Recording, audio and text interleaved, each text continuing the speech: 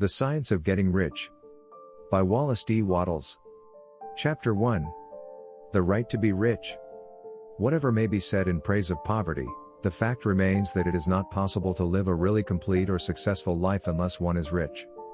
No man can rise to his greatest possible height in talent or soul development unless he has plenty of money. For to unfold the soul and to develop talent he must have many things to use, and he cannot have these things unless he has money to buy them with. Man develops in mind, soul, and body by making use of things, and society is so organized that man must have money in order to become the possessor of things. Therefore, the basis of all advancement for man must be the science of getting rich. The object of all life is development, and everything that lives has an inalienable right to all the development it is capable of attaining. Man's right to life means his right to have the free and unrestricted use of all the things which may be necessary to his fullest mental, spiritual, and physical unfoldment, or, in other words, his right to be rich. In this book, I shall not speak of riches in a figurative way. To be really rich does not mean to be satisfied or contented with a little. No man ought to be satisfied with a little if he is capable of using and enjoying more. The purpose of nature is the advancement and unfoldment of life, and every man should have all that can contribute to the power, elegance, beauty, and richness of life. To be content with less is sinful. The man who owns all he wants, for the living of all the life he is capable of living, is rich, and no man who has not plenty of money can have all he wants.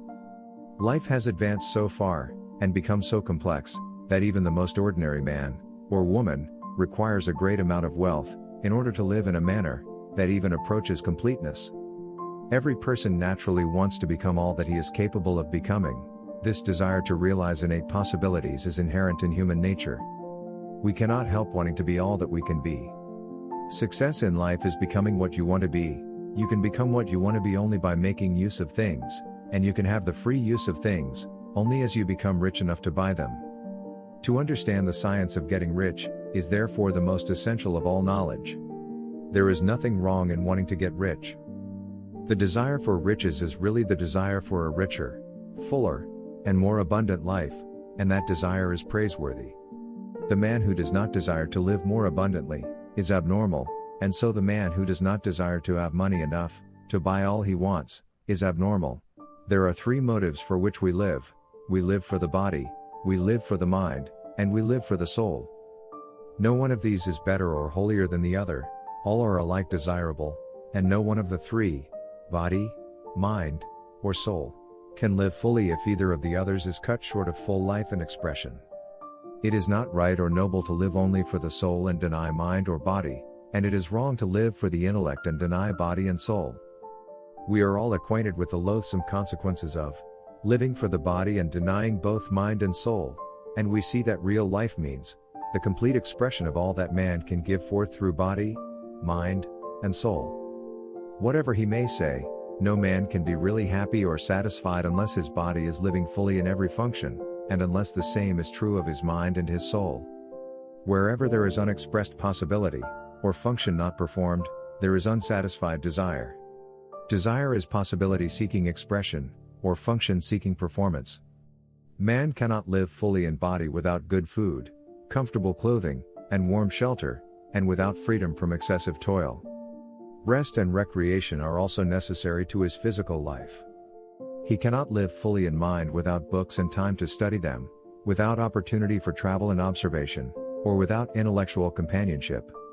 To live fully in mind he must have intellectual recreations, and must surround himself with all the objects of art and beauty he is capable of using and appreciating. To live fully in soul, man must have love, and love is denied expression by poverty. Man's highest happiness is found in the bestowal of benefits on those he loves. Love finds its most natural and spontaneous expression in giving. The man who has nothing to give cannot fill his place as a husband or father, as a citizen, or as a man. It is in the use of material things that man finds full life for his body, develops his mind, and unfolds his soul. It is therefore of supreme importance to him that he should be rich. It is perfectly right that you should desire to be rich. If you are a normal man or woman, you cannot help doing so. It is perfectly right that you should give your best attention to the science of getting rich, for it is the noblest and most necessary of all studies.